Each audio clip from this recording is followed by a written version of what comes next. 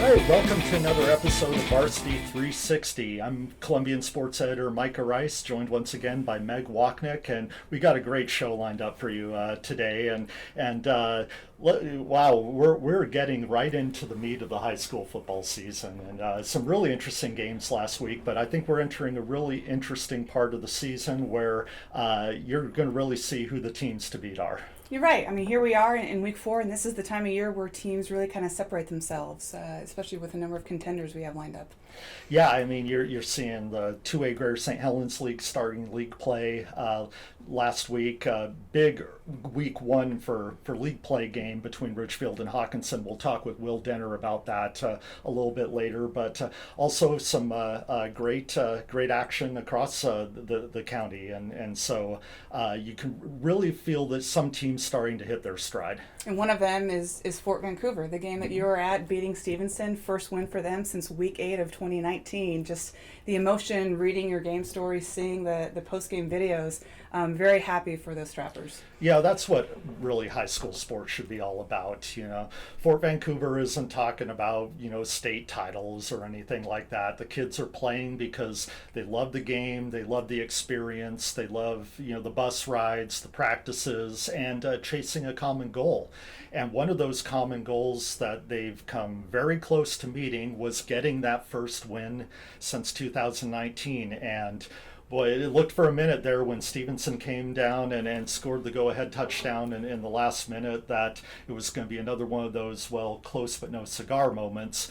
Well, any team, at that juncture is going to, you got to find a reason to believe. And Fort found that belief. Marched down the field. Caleb Svitkovich made a couple of nice passes, and then his connection with Evan Mendez that led to 199 yards of receiving that game, including the game-winning touchdown with just about 35 seconds left. That was cool to see, and they talked about it afterwards. They're the kind of friends that go and just toss the ball around during the off season, working on all these routes, and so to see that friendship and that camaraderie come together and lead to a victory on the football field, it just really is kind of the pure nature of high school sports that came through there. I think my favorite moment was the Gatorade shower that Coach Bilodeau got afterwards. So what a great moment for the Travelers. Well deserved. I know he's been wanting to get that program back to a place of respectability, and that was a big step they took on Friday. Good to see. So,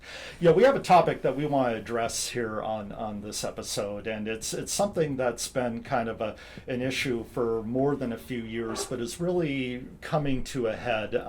It's the issue of officiating shortages across all states, and what's driving that. And a major driver of that is basically these officials, they put up with a lot of crap from parents, from coaches, and it's driving some of them out of the hobby or out of the profession, and it's really starting to have an impact with how the games are played, when they're played. You've seen football games move to Thursdays and to Saturdays because they don't have enough crew. And it's gotten to the point where last week, Washington Air Scholastic Activities Association President Mick Hoffman shared a op-ed from the head of the National Federation of High School Associations, basically saying, look, we need to get our act together as participants, as parents, as supporters. Basically, we have an issue with fan behavior. It's driving officials away from the games, and this is going to really start to impact our sports much beyond even what they have. Some of the statistics that were shared in this op-ed, national surveys of officials reported that 55% of officials say verbal abuse from coaches, parents, and fans is the number one reason they quit. 59% of officials said they don't feel respected. 57% think sportsmanship is getting worse. I would agree. And 84% feel officials are treated unfairly by spectators. 46%, so basically one half, have felt unsafe or feared for their safety due to a spectator, coach, administrator, or a player's behavior. I mean, if that isn't a flashing red warning sign. And yeah, I was talking about this earlier. This kind of stuff perpetuates itself. I would be willing to bet a lot of the parents you see berating officials and just acting like complete idiots at some of these high school games. They grew up and watched their parents act the same way, and somehow that gets ingrained that kind of lack of civility and lack of respect is okay.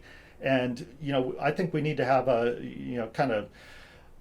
very clear message sent that it's not. I know a lot of parents think your kid's game is the most important thing in the universe, and maybe to you it is. But I'm here to tell you, your kid's game, it is important, but it's not so important that you act like a complete a-hole. So let's knock it off. No, I think this is a good first step. This is something that was shared, co-authoring between state association presidents across all 51 state associations, including the District of Columbia in that 51. And I think what I got out of this the most is it's a good first step. Mm-hmm. And so later on in the editorial, it talks about this is just kind of a stepping stone into a bigger ordeal, is try to find how do we curb this issue. It starts with a social media campaign that's going to be starting later this fall about instilling good behavior at games. But for me, I think, again, this is a good first step, but how do we hold schools accountable? Yeah. Because these officials are actually at these high schools and in some cases middle schools as well.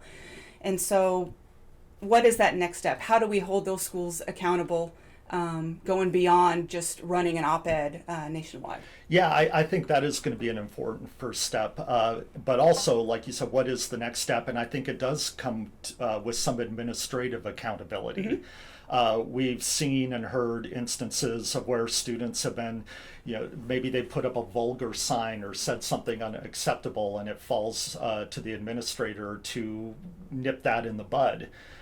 Should it not also fall to the school administration to take care of unruly fan behavior? Because it seems at this point, outside of ejecting a fan who has crossed the line, there isn't really that level of accountability to where we hold institutions and school officials accountable if and I'm sure if we start to do that, if there is some sort of sanctioning process, that you'll see you'll see a much more top-down approach on you really squashing this uncivil behavior by either mostly from parents, I think, but some coaches. Every school, the major events, whether it's at a stadium or a gymnasium, has not only what's called a game manager who's in charge of setting up everything, making sure the officials get into their locker rooms okay, but there are also administrators on site, someone to basically be in charge of that game for the night. So it can be a principal, it can be an athletic director, it can be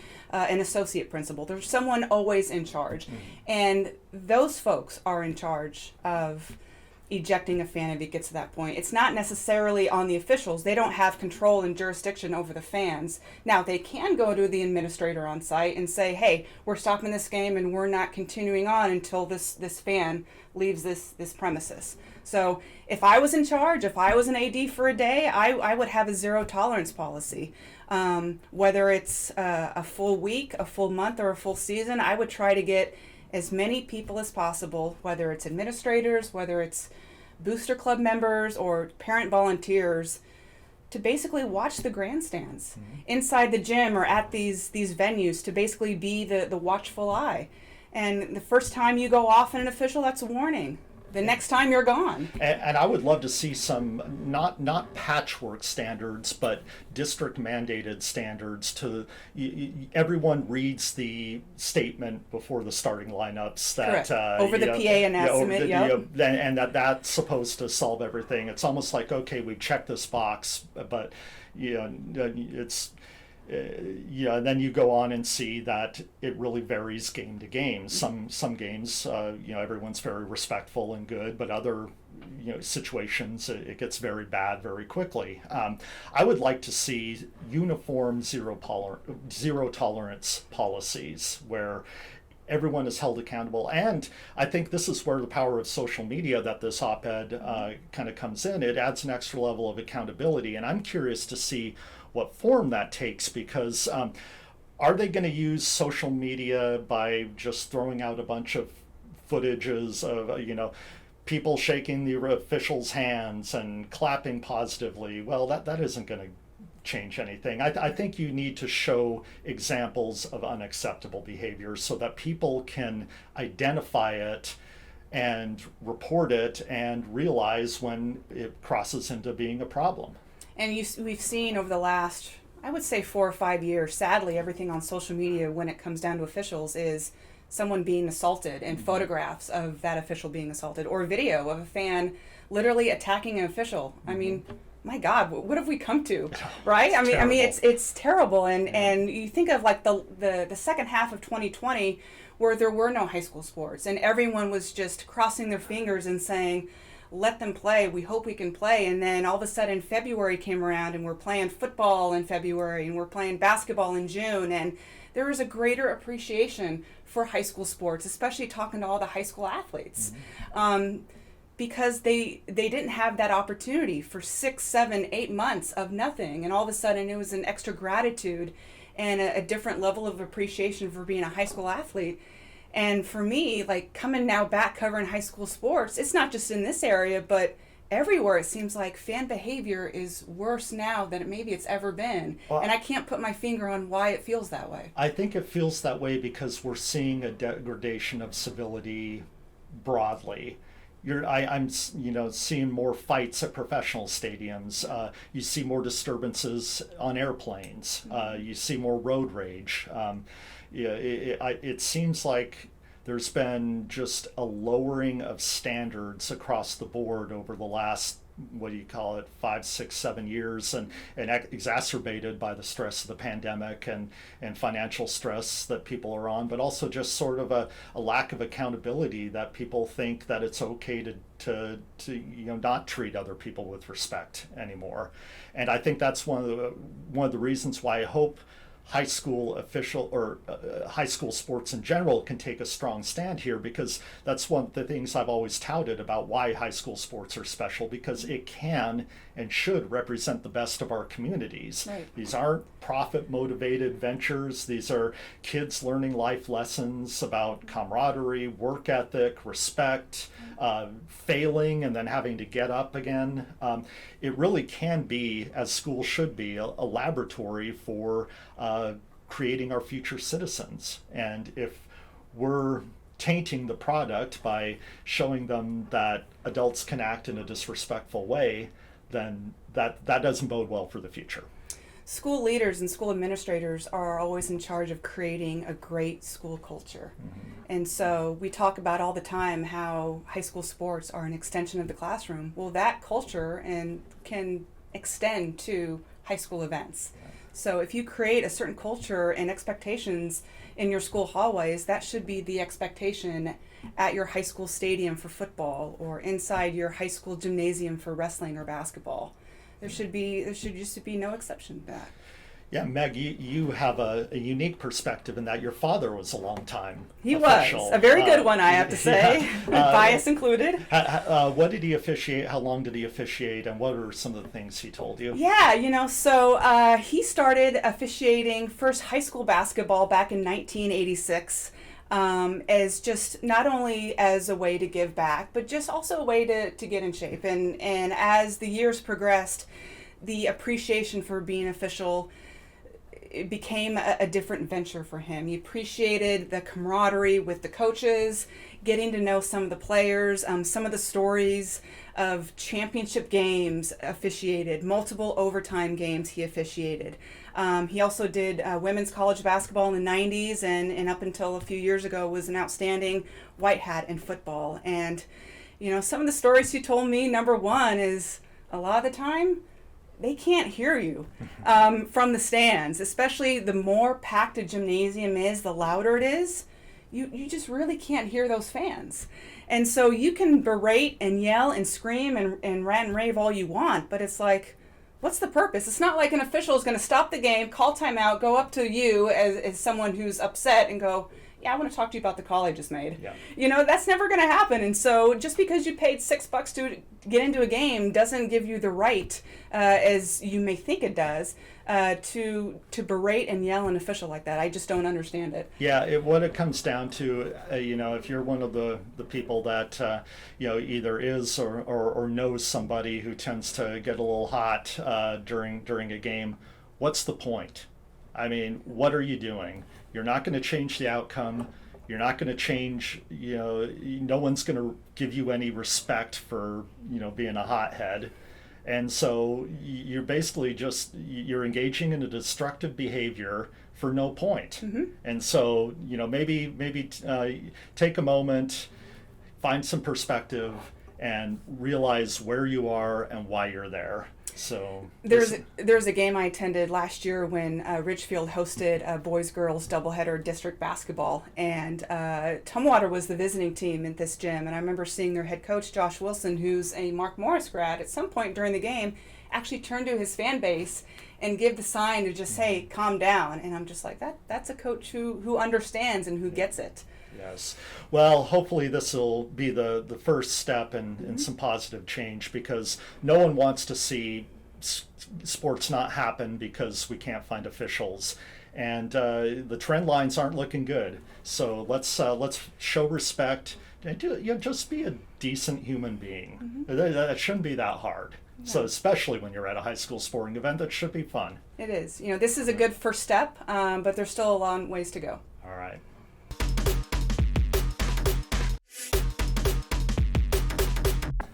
All right, Meg, you have a really interesting story coming up this Friday about football helmets, something that may not seem so exciting, but is really important, especially with some of the issues with concussions that the sport of football has seen. It is, you're right. I mean, football helmets aren't exactly a headline grabber, but these helmets, they're called Axiom, made by Rydell, one of the more popular in equipment for football, and 3 programs in this region, Battleground, Seton Catholic, and Camas, have these special helmets. Now, what makes them special? There's a lot of things. First off, it has to do with the individualized, personalized, custom fit that each of these kids are fortunate to do.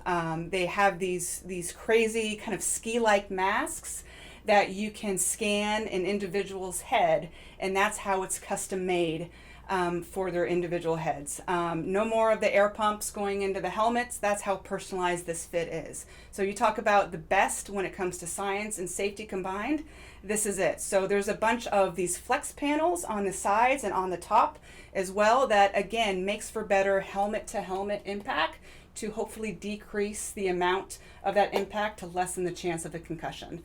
So this thing is, again, the next best thing when it comes to science and safety. This was put on the market for NFL and college teams earlier this year, and it's now starting to trickle down to the high school ranks. Well, and this story also has an element of maybe one of the most successful NFL players from Clark County paying a little bit back. It is. So Michael Roos, who's a 2000 graduate of Mountain View, who played for Mike Woodward, who's now the Battleground head coach.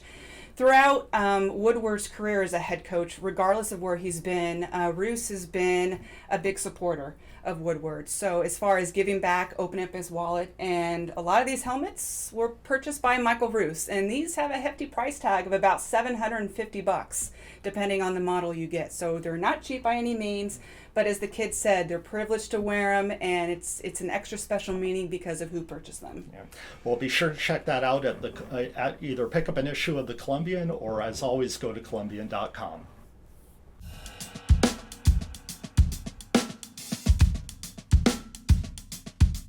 All right, one of the best moments of this past Friday, like we mentioned before, was Fort Vancouver earning its first win in football since 2019. It came down to the final minute, and some of those scenes of emotion on the sideline were as good as it gets in high school sports. So I wanted to go out to Fort Vancouver's practice this week and just touch base with the guys, how they're feeling, and kind of what that win means to the team and trying to build a culture of success at Fort Vancouver. All right, we're out here with the Fort Vancouver football team coming off a huge win Friday against Stevenson. It was one of the more exciting games of the week. Starting from the right, quarterback Caleb Spitkovich, reflect a little bit on what that was like on the sidelines after the game Friday, just the emotion and the excitement. What did that feel like? So first, it was a little nail biter, a little nervousness at first. We thought we were going to suffer an agonizing loss, as the paper said, but in the end we pulled it out, and the sideline after the game, we were all just so ecstatic, so happy, so grateful to be able to play and win with our team. Yeah, Anton, you had a couple of interceptions there. What was the key to really stepping up on defense and making plays, especially in the end zone when Stevenson had some opportunities to score? I'm not going to lie. On the little first one, the one-handed one, yeah. Thought I was going to drop it. And then the second one, I just saw the ball in the air, caught it, and I cramped. All right. Evan, we talked about your connection with Caleb, but never was that more crucial than that last drive. It would have been so easy for any team after giving up the lead in the last minute to say, well, maybe this isn't the day. Where did you find that belief to say that, we're going to do it, we're going to march down the field, and we're going to get this done? My teammates showed me the love that I needed. They supported me through the drive. We made a couple of mistakes through it, but they still stood by our side. We're a team. We all worked together. I scored, they all scored. Yeah.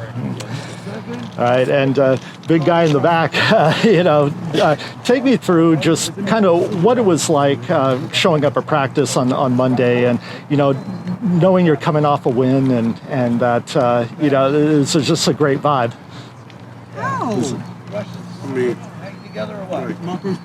It was tough to move on. We won last week. Yeah. And we got to change it. Let's get ready for next week. Get ready, start hustling. Yeah. Communicate. Yeah. Obviously, the next step, Keenan, is to not stop at one, but make sure it's not a one and done. Keep rolling up to win number 2. What's going to be the key to kind of keeping that momentum going and chasing down another one of these? I feel like the energy on the team needs to, elevate itself so we can get back into winning some more. Yeah. Yeah. Caleb, talk to me a little bit more about that belief on the final drive. There's been many times where Fort has come close to getting the win, but just fell a little bit short. What made this time different? I feel like back my freshman, sophomore, junior year, we would just fold. We would lose the lead with a minute left. And we would all just feel like, oh, well, we lost. We lost the lead with a minute left. But I feel like this team, we're so strong with our bond and so strong with our belief in each other and playing with each other that I felt like we knew that it was our time. Even though there was a minute and 12 seconds left, we knew that we could drive down the field and we could score and celebrate with each other after. Evan, talk to me about, the team has been through, you were there when the last time the team won. How long did that feel, and just how good did it feel to get it done on Friday? It felt very good. It was a lot of mixed emotions. I was just happy to accomplish something that we've been dreaming for 3 years now, and I got to spend it with my favorite brothers.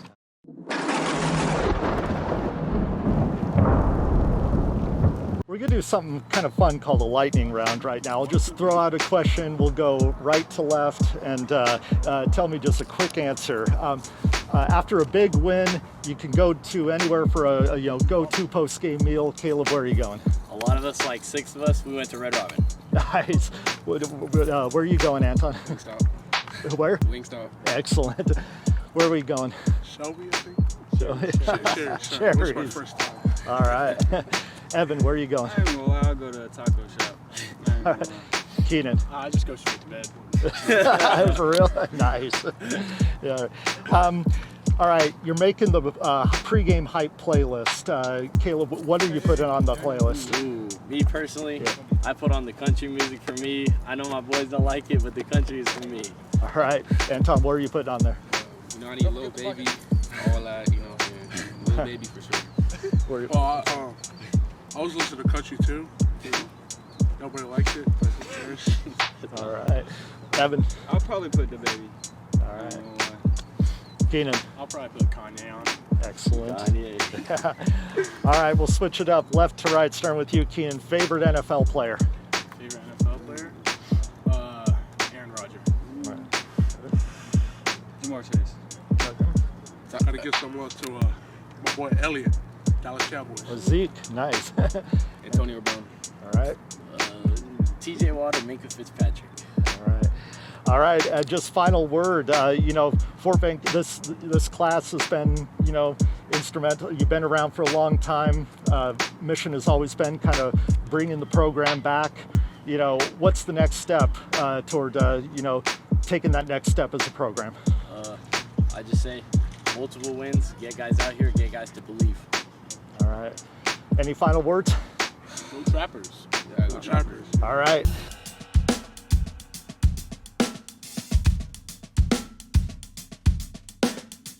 All right, we are back, and I'm joined by Will Denner now. Will, you saw a big Titanic clash, especially for week one of the league season last weekend between Ridgefield and Hawkinson. But we always knew that was going to be a very important one. It has been the last two seasons. It's decided the league title, and we'll see if this one ends up. But what are your takeaways from what you saw last Friday between Ridgefield and Hawkinson? Well, first of all, I think Ridgefield is very glad to avoid an 0-3 start. They said they couldn't imagine going to 0-3, and they talked about how it was either going to be they go 0-3 or they go 1-0 because these are the games that count.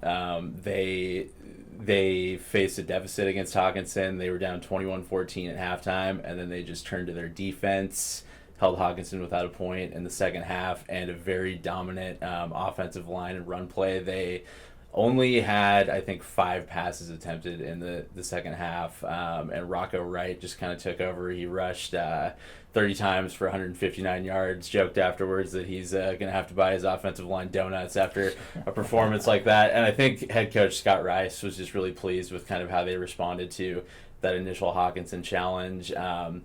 Came back from that deficit, like I said, and now they're in a position where they're in front kind of in the league going forward, even though they do have some challenges ahead, obviously. Yeah, that has to be a luxury for a football team to be able to successfully run the ball consistently in a high pressure, no margin for error situation where, okay, we need to drive here. Let's just put it on those big boys up front and go to work. I mean, that's got to bode well for Ridgefield's prospects. Absolutely, forward. Yeah. I think, when they're at their best, that kind of might be their brand of football. And talking to Scott Rice afterwards, he's also the offensive line coach and the offensive coordinator. So, when you have a team that can run like that after, it kind of changes, the complexion of a game as we saw. And for Hawkinson, I think, their inability to stop something like that, it was just kind of, Ridgefield didn't necessarily think they would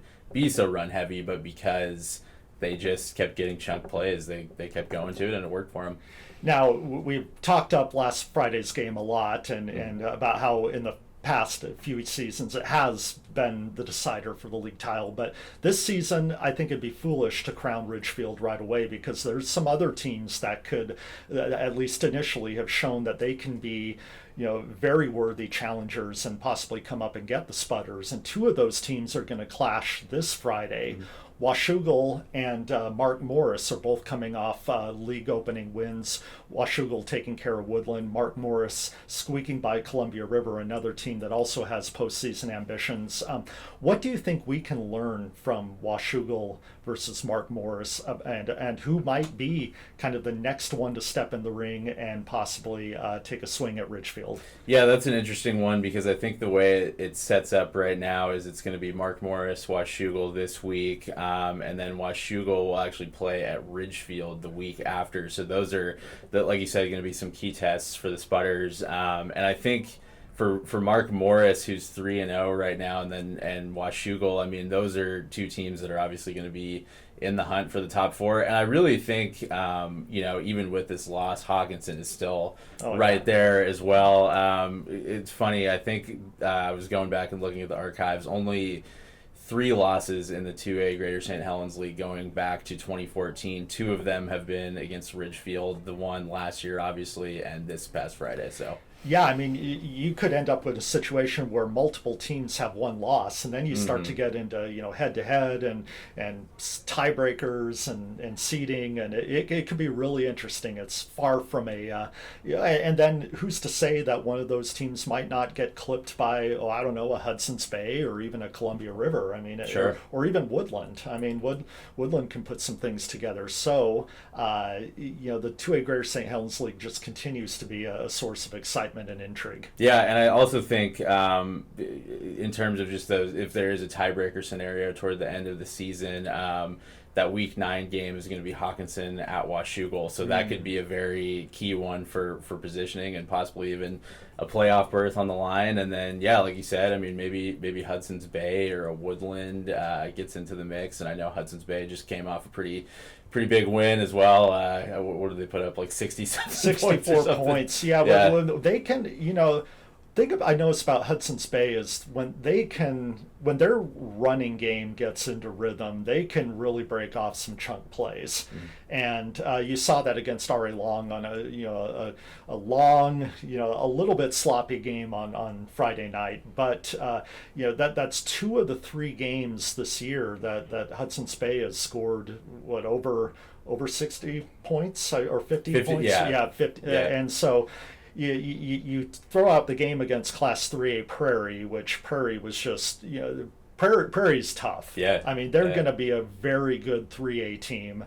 And so I think if you're Hudson's Bay, you kind of throw that game out. But against 2A competition, that Hudson's Bay could be a team that on any given night can really roll up some yardage and points. Yeah, well, sounds good. Yeah, I think it's going to be a really tough battle for that top 4, and I think just because Ridgefield, like we said, I mean they're the defending champs. They now have some momentum on their side, but I don't think we can get too carried away at this point. There will be some really tough games along the way in these next few weeks. So. All right, can't wait to see them.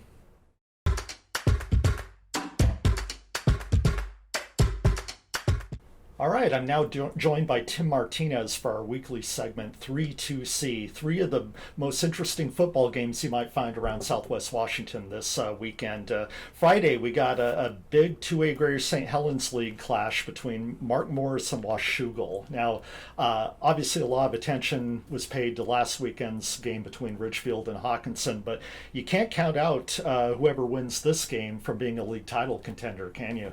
Yeah, it's kind of interesting. Out of Week 1, the 4 teams that won last week are playing each other, and the 4 teams that lost play each other this week. So Ridgefield plays Bay on Thursday. They both won last week, and Mark Morris and Hawkinson, or Mark Morris and Washougal both won last week. So really, this is a game that the winner sort of keeps pace with Ridgefield for first place in the league in after early start. So an interesting game, 2 different styles. Washougal's got a run-heavy attack. Mark Morris has a run-heavy attack, but they can pass the ball.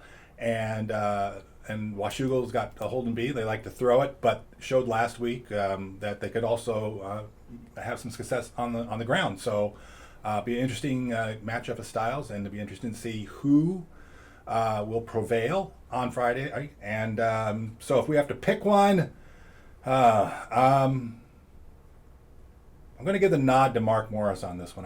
I watched him a little bit against the River, and I was impressed with Mark Morris, and I think it would be a big win for that program. But yeah, it's a toss-up. It's a toss-up game. So we'll go with Mark Morris on this one.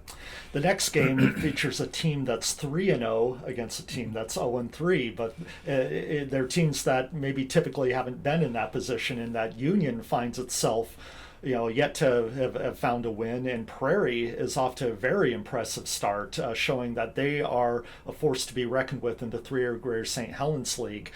This could be an interesting matchup just because Union has started the season with some really tough opponents. They no rest for the Titans week to week, and Prairie wants to kind of show that they're for real, don't they? Yeah, this is a game that if you look back in August, look at the schedule and kind of went, oh, Union Prairie, that'll be not a game that wouldn't really circle on your schedule. But Prairie's come out and they played well in the opening weeks. Maybe not playing the same level of competition that Union has said, but they've done what they're supposed to do, which is win handily over Battleground, over Bay. So this will be a first, really sort of big test for the Falcons. And for Union, it's they just want something positive right now, coming off of a disappointing defensive effort last week, I think, against Mountain View, and I think Coach Rosenbach's going to have the Titans sort of geared up to put on a good show and to build something positive. The weeks ahead for Union are some more tough non-league games. I think they got Coeur d'Alene, Stanwood before they move into league. So they need something positive. So, but I think this is another really sort of interesting game. And I think if Prairie can come up and play very well and score the win, then Falcons are right in there among the 3A teams in the league. So. Still going to go with Union. I think the size they have up front, they'll find a way to get it done. All right, and our final of 3 games that we're really kind of keying in on, 2 very tradition-rich and proud programs, Kelso and Camas. Camas obviously looking for their first win as well after a tough start to the year, and Kelso gearing up for the 3A season. Yeah, just looking at Kelso's opponents, they played Lincoln, they played Yelm. Or you mean Camas's? Camas's, yeah. Yes, Camas's. Camas played Lincoln last week and lost. They lost to Yelm. It really kind of shows the top level of the 3A in the state is so much, so talented and deep in talent. I think more so than they maybe even at the 4A level. But Camas is sort of in the same boat. They just want something positive. They want to, get a win. They're at home. Kelso has had the defense has played well. Week 1 they have a sophomore quarterback Tucker Amrine, who kind of had a bumpy start out in the week 1. Week 2 against Capital played very well. Last week against Tumwater struggled. Tumwater's got a very good defense. I think going up against the Camas defense is going to be a similar challenge this week. So I am picking the Papermakers to get a first win of the year. All right, as always, if you're in the mood for some football, go out, check it out. Check out 360preps.com for all the coverage. Another great episode. We're really getting into the middle of the season where we're really finding out a lot about these teams. So be sure to stick with us and tune in next week.